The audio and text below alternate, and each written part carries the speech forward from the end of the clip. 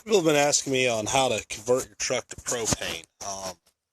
Really good question. I did mine Z71 a few years ago. Cost me total about $600. It's real easy to do. Kit came with instructions. First things first, you're gonna need a propane tank in the bed, which I just picked up at a local gas company. Normally have it strapped down a little better, but I put a bigger one in because I went to Ocala last weekend. But by the kit, it's about $600, and here's a little bit how it works. You got a four-barrel carb, two for propane, two for gasoline. So you actually can run on both fuels, whichever you want. Say you don't have propane, you can just keep running on gasoline, or run out of gasoline, you switch over to propane. It's pretty nifty.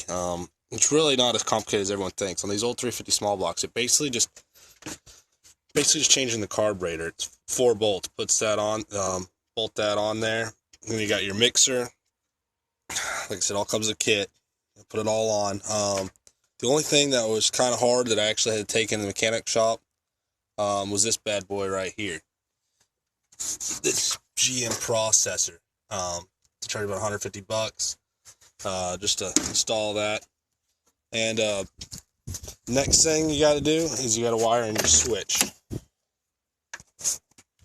Right here. Alternate fuel switch. Switch from gasoline to propane. But like I said, normally that's always in the kit, so you shouldn't have any problems. I got my kit from Russellford and Jacksonville, Florida. So just give them a call or check them out online, put in your vehicle number, and they should be able to find it for you.